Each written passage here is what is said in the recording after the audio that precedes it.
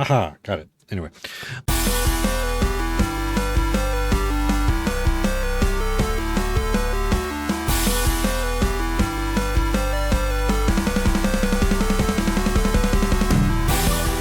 Hello and welcome to the Part-Time Gamers, the gaming podcast for people with full-time lives.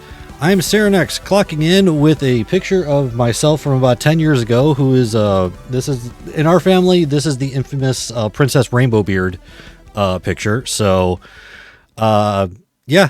September is busy at the moment, and Theo got called into work at the last minute, so I'm going to be talking to an older version, well, younger version of myself. I couldn't think of a better picture. This is what I had on my computer. But yeah, like I said, this is the infamous Princess Rainbow Beard picture. If you're watching the stream, or if you're listening to audio, which is the exact opposite of watching the stream, there's just watch a screenshot of the show. You'll see what I'm talking about. It's a picture of me from about 10 years ago with a crown on my head and a very discouraging look. So yeah. Anyways, yeah. So I'm going to be trying to do this solo. It might be a little bit shorter show because of that. I try to avoid verbal wall of text as much as possible, but when it's just me, it's kind of hard to avoid. So I'll do my best. But yeah, we got a game to talk about. I want to keep it going. We've been doing good so far. So, yeah, no reason to delay. Let's go ahead and get back to work. Morning break is over. Morning break is over. All right, so we're going to be continuing our theme this month of Game Pass games, and I think this one is, I think, a prime example of what a game like a prime example of like a quintessential Game Pass game, and I'll get into a little bit of discussion once I actually explain the game. But we're going to be talking about a game called The Big Con, developed by Mighty Yell and published by Skybound Games. Currently $14.99 on Xbox, PlayStation, and Switch, and Windows via Xbox, Epic, and Steam. I'm got to include Xbox in that now because they have a PC client, so I got to include that. And like I said with our theme, it's available on Game Pass console and PC, dating all the way back to Xbox One. So older generation, you can still play it as well. So this game is very. I love the art style in this game. You're playing a teenage turned con artist. It's an adventure game, kind of puzzle solving, a little bit of mini games, stuff like that. But you are playing a teenager named Allie. There's a 17-year-old girl in the 1990s. They don't specify a specific year, just that it's the 1990s, and goes across the country pickpocketing and conning people to get a total of $97,342.18 to save her family's video store from loan sharks. So just right off the bat, the concept is kind of hilarious. Just kind of funny. The fact that it's like this video store that it's just your mother, Ellie's mother, and her and Allie, and to Allie, she grew up in this video store. This is like her whole life. This is what's important to her, is the video store and her mother. And she overhears a conversation before she's supposed to go off to a band camp to practice trombone in order to get into a university called Juniper for band and for music and such. And that's where her mother is sending her for a while. And instead, Allie takes it upon, like, she overhears a conversation between her mother and this loan shark about how much money they need to save the store and everything.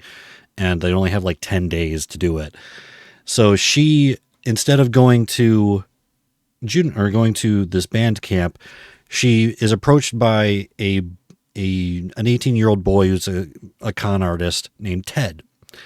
Ted teaches her how to pickpocket and gives her the means and whatnot to try to make some money initially to save her video store. And then, so instead of going to band camp, she goes cross country to like a Las Vegas surrogate town, to, all these different places. and is pickpocketing and conning people in order to get this money to save her video store. The pickpocketing game itself, the mini game, is very simplistic.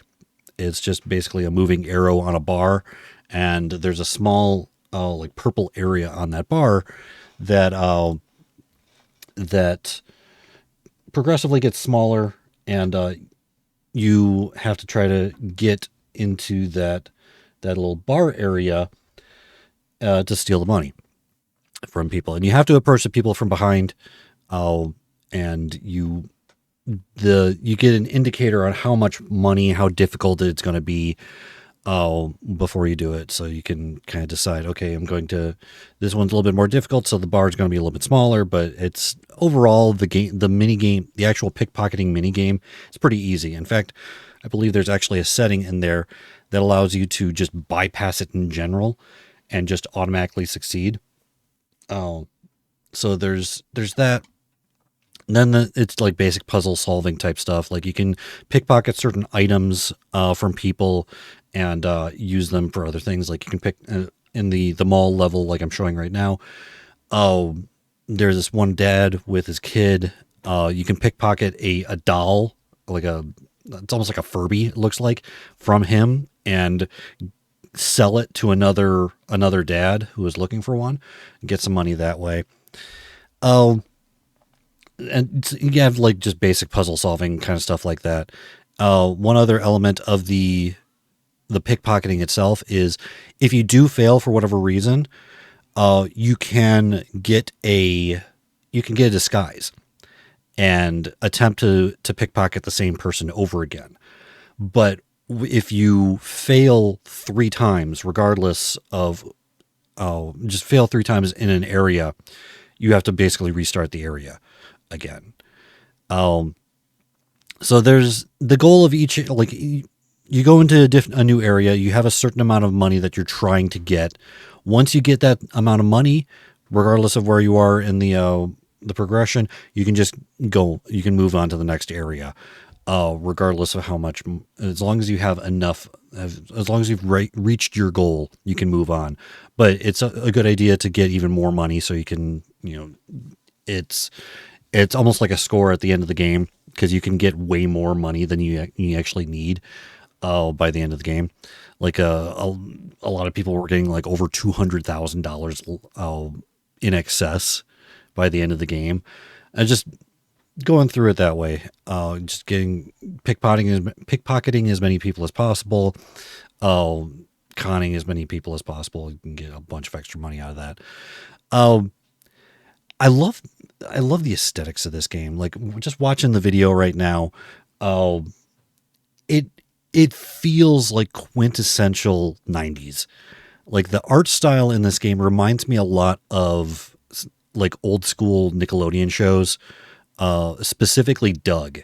It reminds me a lot of the like Doug art style, where people are kind of gangly. Their people are all kinds of different colors. Like there's a shopkeeper in this part who has green skin, like yellowish green skin. There's people who have purple skin, stuff like that.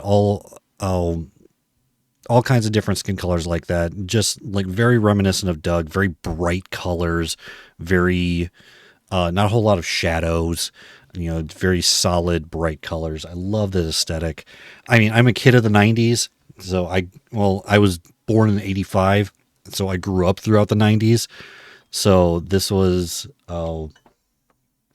did my camera freeze? What's going on? I think my camera froze. Oh, hold on. I'm going to try to figure out what's going on with my camera. Yep, my camera froze. All right. You can still hear me though. Oh, so I'm going to try to fix my camera while doing a thing. Oh, so yeah, it's got very much got that aesthetic of, okay, for whatever reason, it's not connecting to my camera. Yeah, so it's very much got that aesthetic of like of 90s nostalgia. So that's a big part of the game in general, is that nostalgic factor. Okay, for whatever reason, my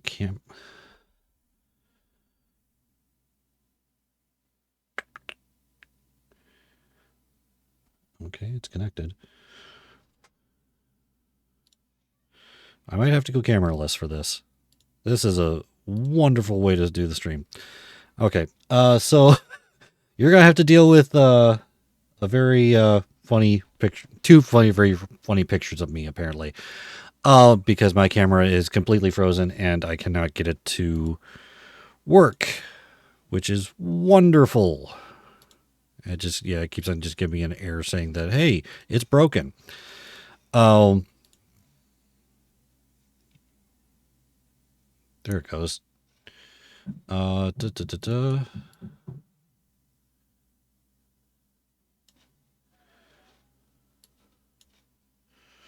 Okay, that was weird. Am I still streaming? Oh. Is that still going?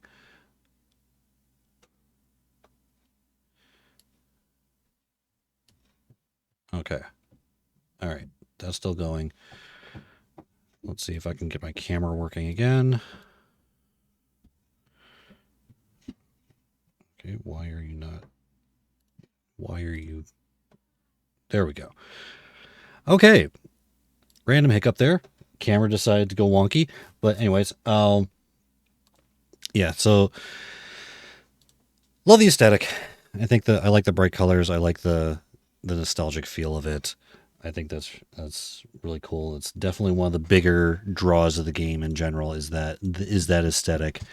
But yeah, the gameplay itself is pretty simple. Like I said, it's just that very, very basic pickpocketing mini game, and then problem solving, just getting certain items, trying to figure out what items people want, and selling them the correct things and all that jazz.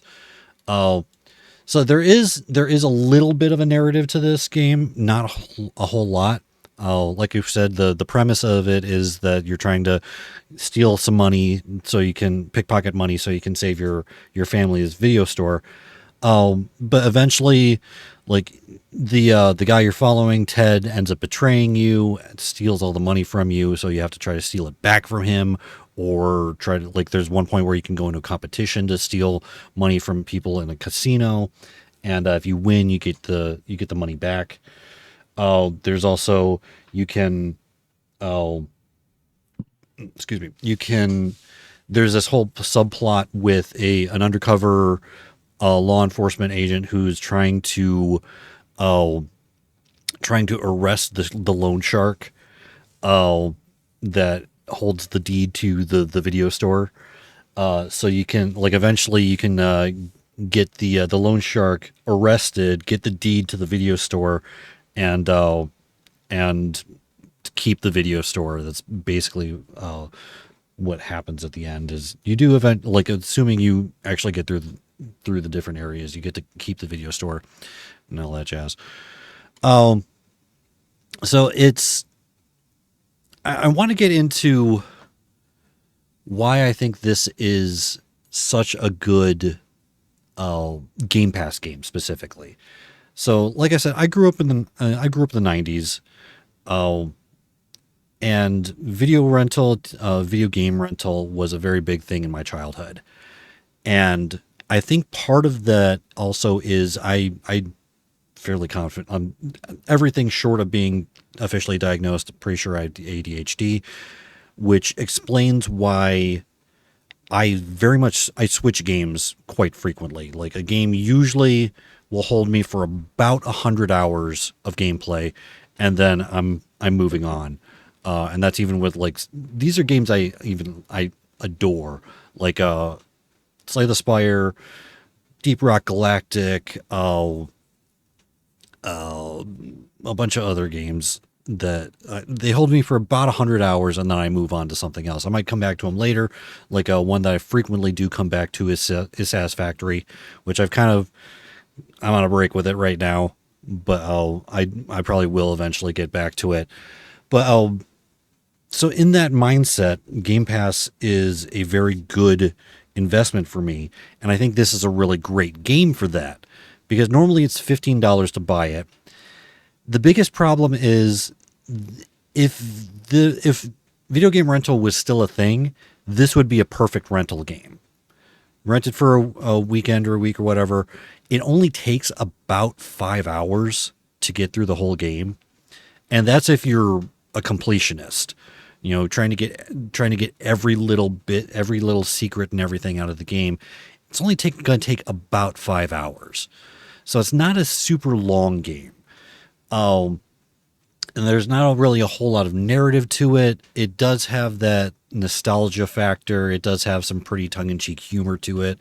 Like there's a character in there.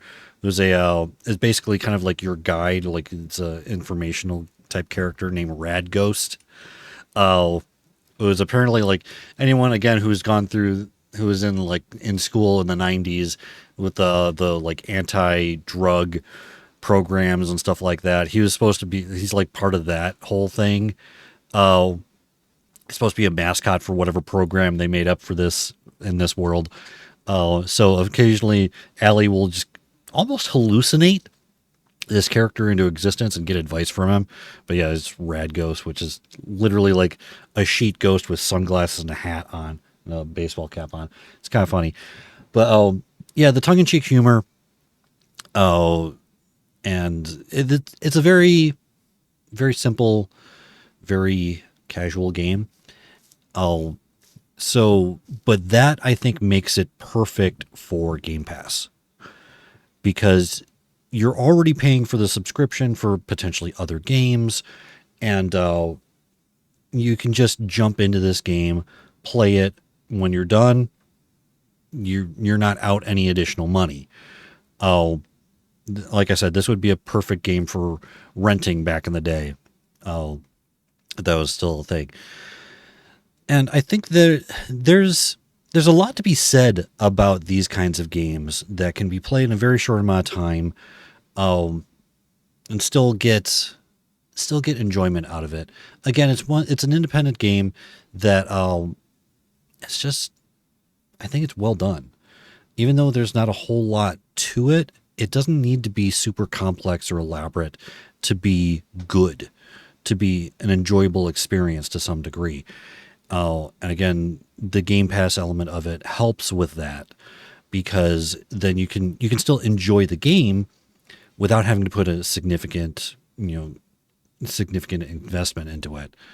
So I did end up just watching a full gameplay video of this. And like I said, it's mostly just like you go to an area, pickpocket, con everyone, go to a new area, do rinse, repeat with a little bit of narrative thrown into the mix, just to keep the next areas going. So, I mean, for what it's worth, for a Game Pass game, I think it's worth the time. I mean, if you already have Game Pass, it's just a quick download and you're playing it, and you can play it all the way through, complete it, and move on. So again, this is a very big. It's one of the reasons why I like Game Pass as a service, because you can play these little gems. You can find them in, even if it's $15, $10 or whatever. Something like this probably wouldn't be a game I'd buy. I honestly probably wouldn't spend $15 on this. Just for the nostalgia factor alone, pretty much. I mean, it's a very simplistic game. It's a good time killer for a little bit, but even then it's not that much time. But yeah, Game Pass, I try it. So in that respect, as a Game Pass game, I think it's really well done. And I think it's worth the 5 hours to play it. Just for like if you're really, really interested in nostalgia, and a little bit of tongue-in-cheek humor and stuff like that, I think it does well in both of those respects. And again, if you're already paying for Game Pass, it's a good. It would be enjoyable 5 hours. So, I'm not sure there's a whole lot else to say about the game, though. I mean, it's very, very easy. It's very casual. It's very simplistic gameplay. Just like I said, the little mini game, the puzzle solving and all that jazz. So, yeah, again, Game Pass worth 5 hours if you're interested in it. With that, let's go ahead into actually a topic I've wanted to get into for a little bit. Basically ever since shortly after Marvel Rivals came out, I've been thinking about this. So let's go ahead and get into our water cooler talk. You get that thing I sent you? Yeah. So recently, the developers of Overwatch released they had an Overwatch not summit, what did they call it, spotlight, and they were talking about a bunch of different changes that they're going to be making to Overwatch in the near future. And honestly, they are very interesting changes because they are pretty big changes in the Overwatch universe. I have an article up here. We should be a little scared of what we're putting out there. Overwatch 2 lead designer, excuse me. Oh, excuse me. Overwatch 2 lead designer says hero perks are about letting go of perfect balance.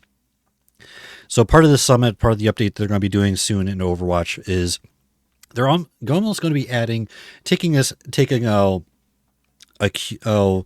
some ideas from Heroes of the Storm. And as you're playing a match, your characters are leveling up. At a certain level, you're going to have access to a minor perk, which is like basically just a small stat boost, but you have an option between two different options. And they are mutually exclusive. You choose one, you can't choose the other. And then once you get further on, level 3, you get a major perk, which fundamentally changes a major aspect of your character. For like a couple of examples they showed was Orisa can choose between either being able to charge up her javelin so that pierces targets and does more damage and stuff like that, or she can lose her javelin spin ability and go back to a launchable shield like she did in the original Overwatch, which I personally prefer. When I saw, like, Orisa was one of my characters I played frequently in the original Overwatch, and when they went to Overwatch 2 and she lost that shield ability and got that javelin spin instead, I was actually very disappointed. As another reason on the list that I haven't played Overwatch 2 all that much. So that's one aspect that they're going to be adding to this. And part of the discussion I really wanted to have is there's some very valid comparisons between Overwatch and Marvel Rivals. And I've played both. I have not played Overwatch recently, but I have played a lot of Overwatch. I've played quite a bit of Marvel Rivals. And there's constantly a discussion, because people want to be right, of which one's the better game. And it's like, which one's better? And I'm personally still on the Marvel Rivals train. Well, here's the other factor with the question of which one is better is, how do you measure better? If you want a much more meticulously balanced game, where it really relies on your skill and proper, all that stuff, Overwatch has definitely got that. It's focused so much more on balancing everything and having that kind of gameplay. And that in that respect, in a much more competitive aspect like that, Overwatch has definitely got it. But if you're asking which game do I enjoy more, which game do I have more fun with, it's definitely Marvel Rivals.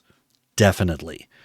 For me at least, that's definitely the pick. Is I have significantly more fun and a much more enjoyable experience playing Marvel Rivals than I ever did playing Overwatch. And it is for potentially controversial reasons. One of which is the whole bot match thing that they've been doing, which I got sucked into it. And the thing is, the reason why they do it is because it works. I'm a prime example of that. That's one of the reasons why I enjoy Marvel Rivals. It's like, okay, I'm on a losing streak. Okay. And, I get my bot match. It's like, okay, I want to keep playing because I got to win. I don't care if it's a quote unquote false win or anything like that. I wanted to win. So that makes me feel better. So the primary discussion I wanted to have between these two games, because there is a discussion to be had, is the discussion between fun and balanced. I do think that even though they are very much in the same genre, have very similar gameplay and such, that in that respect, Overwatch 2 and Marvel Rivals are very different. They're similar in gameplay styles, but they're very different in design philosophy.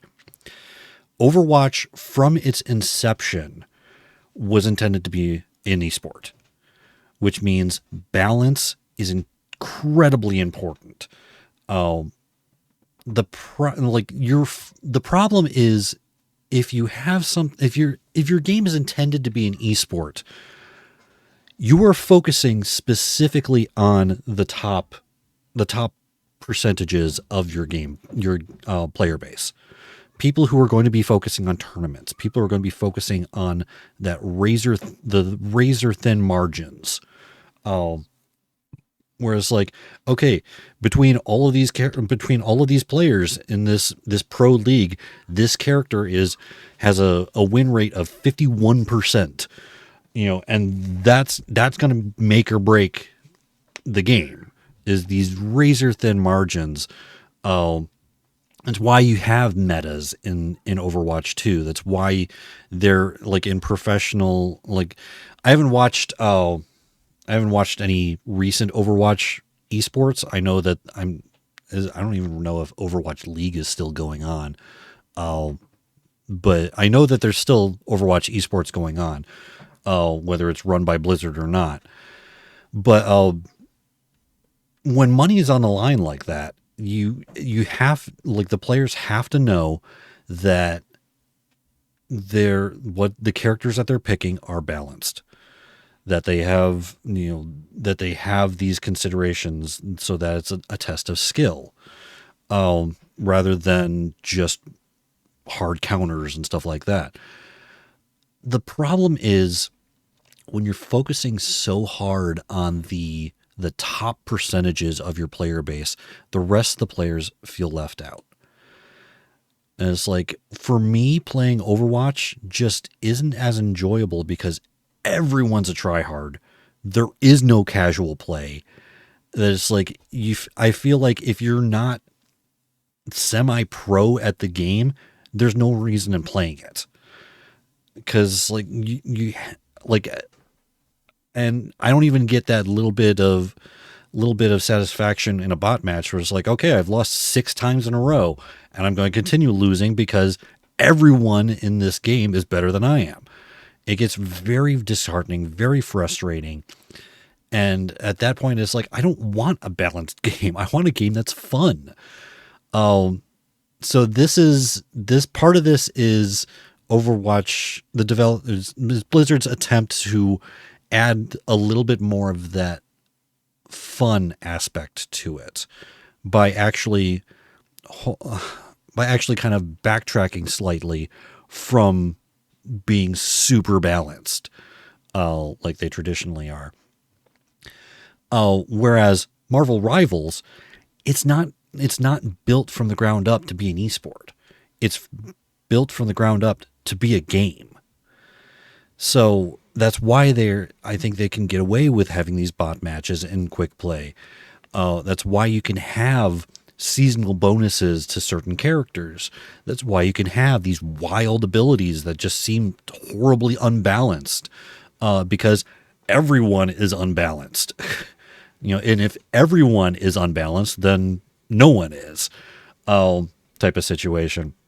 So even though it's sometimes you can have these blowout games where it just feels like you can't do anything, you also have the exact opposite where it's like everything's just clicking and you were just able to dominate. You're able to, sneak up on the enemy team and hit them with that Iron Man ult. And, there's other times where it's like you're trying to hit that Iron Man ult and someone intercepts it.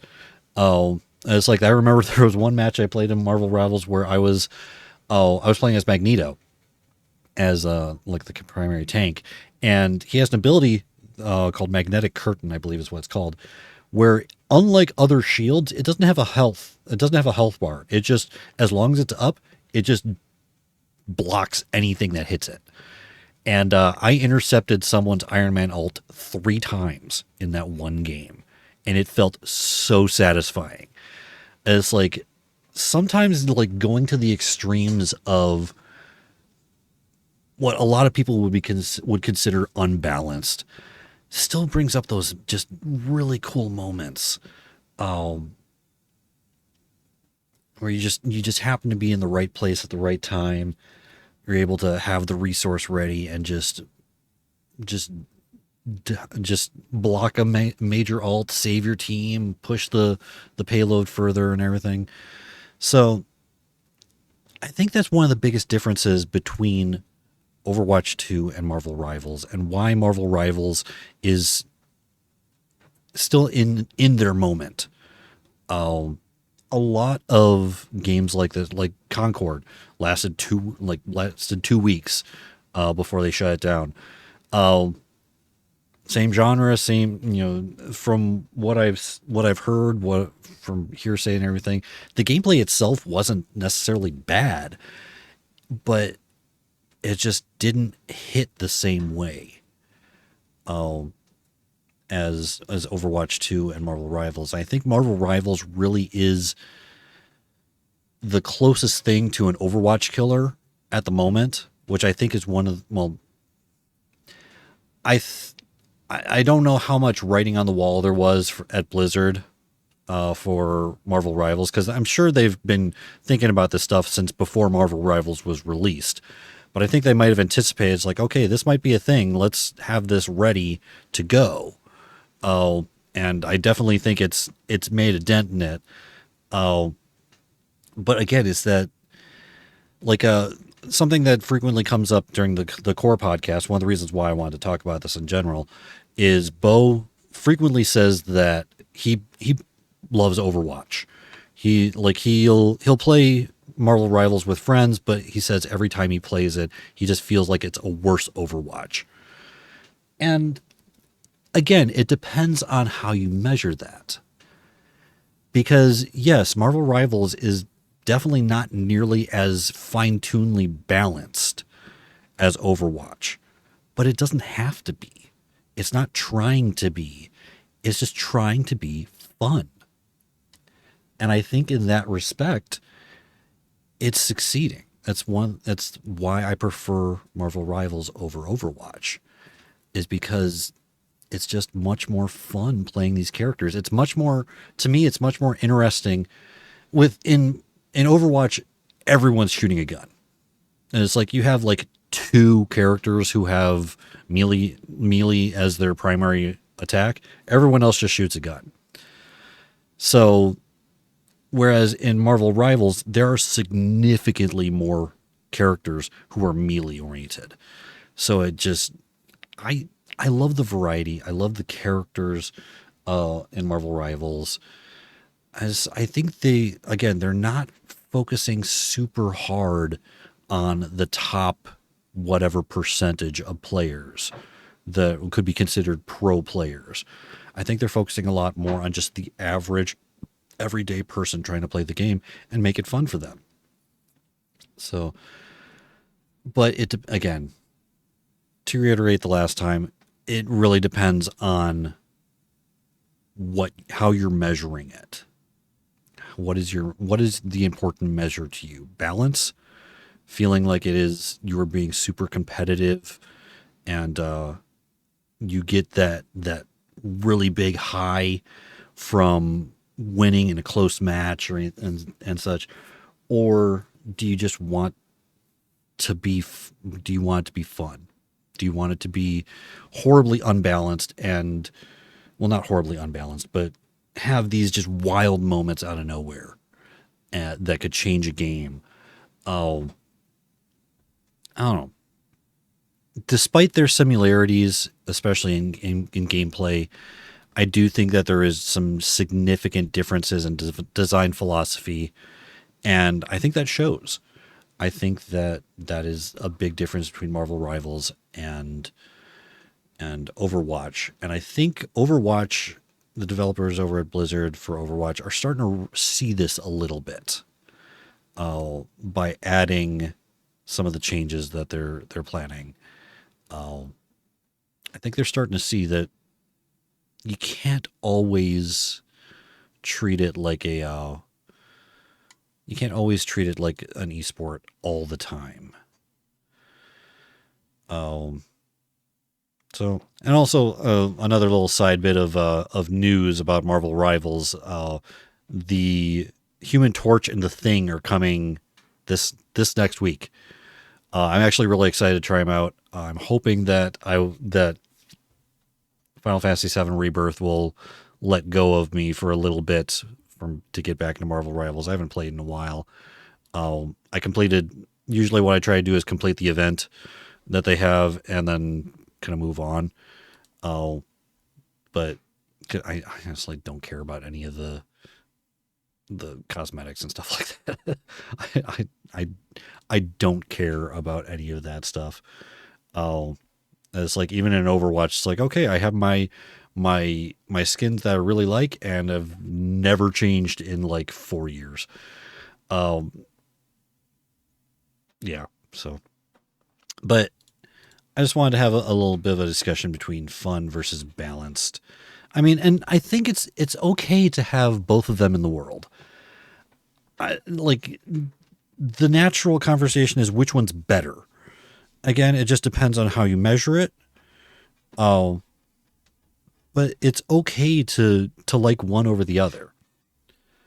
And both answers are valid. It's like, why do you like Overwatch over Marvel Rivals? It's like, well, it's better balanced. It has more interesting characters. It's kind of the original Juggernaut. So it's, I like the competitiveness. And it's like, okay, why do you like Marvel Rivals over Overwatch? It's like, well, it's known characters, and Marvel's having a moment. They've been having a moment for the last like 12 years. Marvel's having a moment. These are really cool characters that we've come to love, and this because of the MCU. You can get some wildly crazy matches. Sometimes it works, sometimes it doesn't. Get a match and there's one support and five damage dealers, and somehow you dominate. It just depends. You can have those unbalanced moments, and sometimes it can work. It's just, yeah. I think it's okay to like the game that you like. So like, I don't harbor any ill will towards Bo, even though I prefer Marvel Rivals over Overwatch. But I can understand why he likes Overwatch over Marvel Rivals, and both are okay. All right, like I said, this is going to be a little bit shorter show. That's all I had planned for tonight. But yep, everyone, join us next week. We're going to be talking about a game that has been on my radar for a little bit now, a couple of years at least. We're going to be talking about Tunic. So kind of an even cuter version of Link. Like Zelda type play style. And again, it's on Game Pass, PC and console. And we're going to be talking about that next week. Everyone, thank you for listening.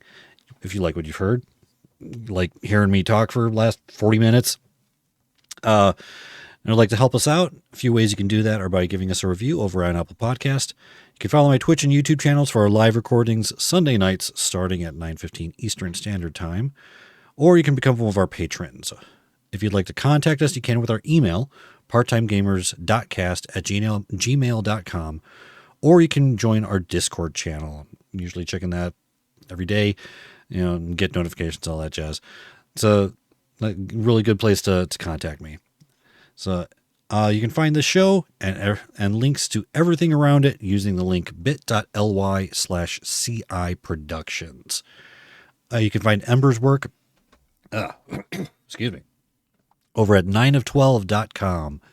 And you can find some of Theo's work over at swellcast.com/thatoneweirdo and rabbitinredradio.com.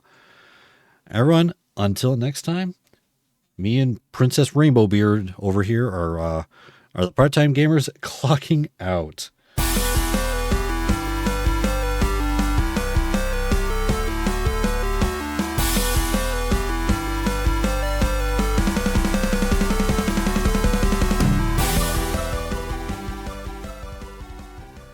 Diamond Club hopes you have enjoyed this program.